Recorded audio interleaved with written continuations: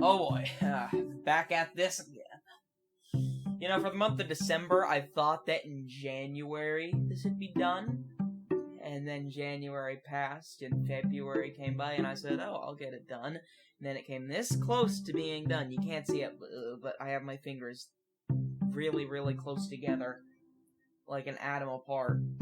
And then March came by, and I was like, okay, time to stop procrastinating. Let's get this done. So, now we're here. Now we're at it. Now we're doing this crap here.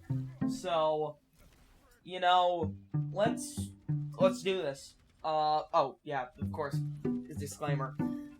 Stereotypes don't mean everybody. Of course, you've seen the Soundsmith series. You've heard the disclaimer a million different times.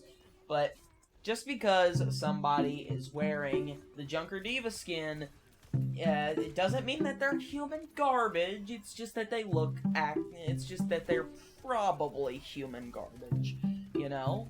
It's just, you know, probably. So, you know. Yeah, that's it for the disclaimer. Another thing. And, yeah, all the event skins, stuff like the One Punch Man skin, or, Brick Bastion skin, or stuff, or, like, Overwatch League skins, that's being saved for a final video at the end of Season 1. So, at the end of all the tanks, we're getting to that. So, that's about it. On to Stereotypes. Alright, so the first two skins we're going to talk about are the ones you get when you boot up the game. The Overwatch 1 skin and the Overwatch 2 skin.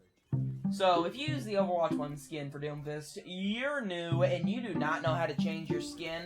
I say that because anyone with more than a few brain cells would know that Overwatch 2 is a superior skin. It's such a good skin, in fact, that I stopped using the formal skin for a while just because I liked it so much. It's a total upgrade. It changes your whole world. It's really good. So, it's simply just because it's a total upgrade. The stereotype for Overwatch 2 is that people understand that it's good. People understand that simple is better sometimes. Alright, so the rare skins. These are, in my opinion, some of Doomfist's more tame skins, since everything else is a death threat. Not just in the game, but in real life. You either are a noob that wanted some kind of skin, or you're someone who respects how simple the skin is, and you like that. It's actually kind of respectful, in a way. Either way, you're a competent player, and almost never get upset when you lose, unless your day isn't going great, and then the lobby fears your wrath. You simply don't exist. If you use this skin, you don't exist.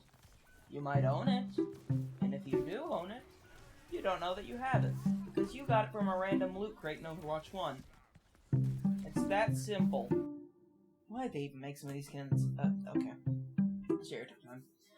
You want to blend in with the black and white. It blends well with most maps. It's totally gonna catch someone off guard, dude.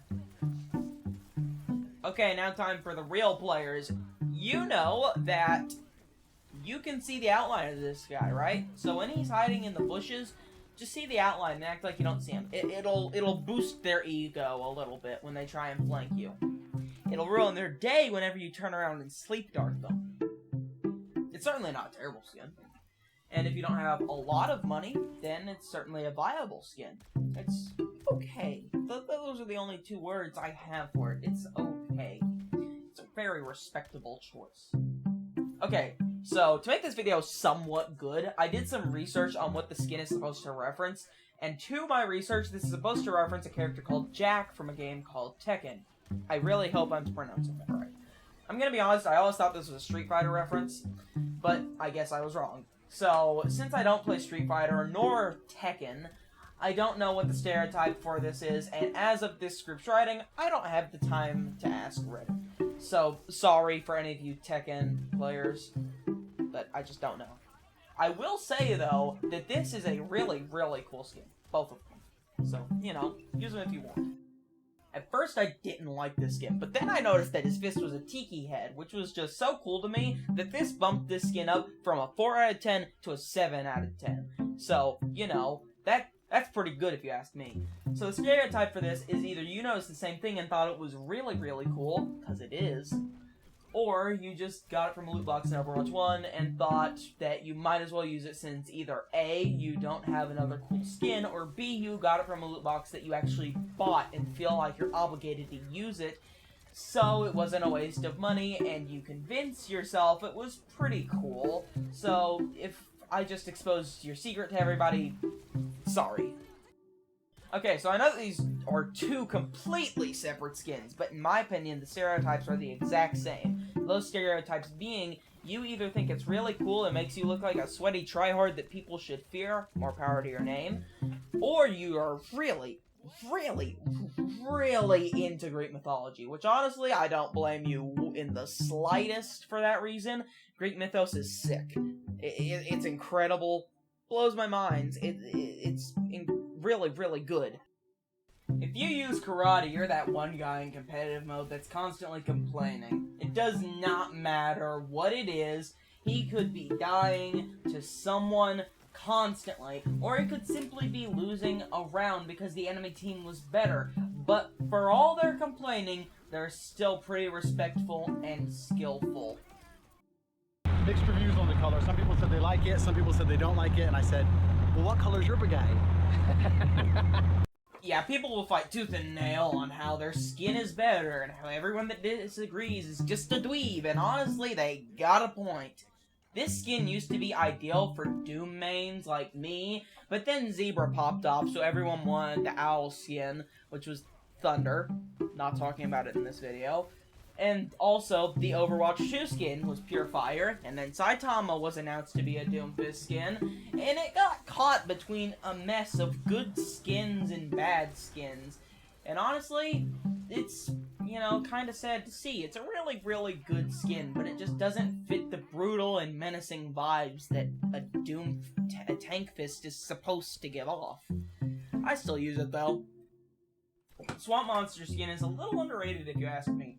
The gauntlet is really cool, and the red indents on the skin, plus the almost mechanical, organic look, suits the skin really well. The skin would get a lot more use if other skins weren't just better in every other way. It's a real shame, if you ask me. Anyways, the stereotype for the skin is the person using it either really, really likes the ocean, or they don't have any other cool Doomfist skins. This skin is not that great, let's be honest with ourselves. It doesn't even look cool.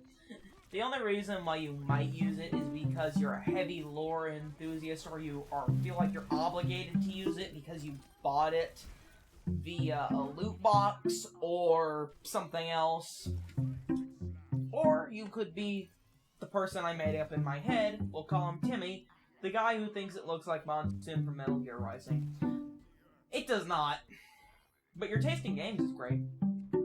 This skin is sick. Gladiator is just such a cool skin, but it suffers from the same fate as Swamp Monster.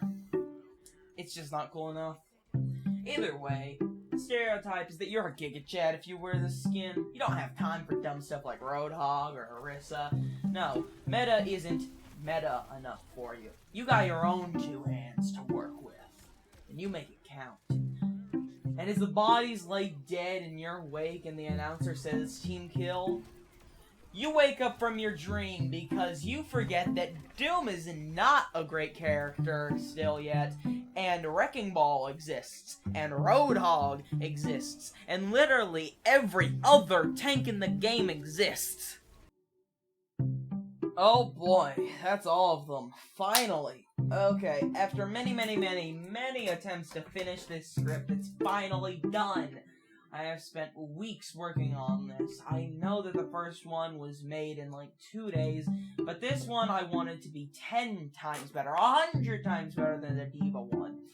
I might even remake the Diva one at some point. You know how that works.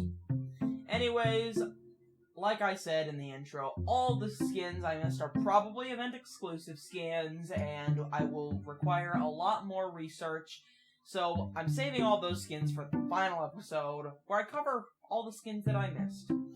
It's been a long one, that's for sure. Thank you all for waiting so long and putting up with my bull crap. And, see you in the next video.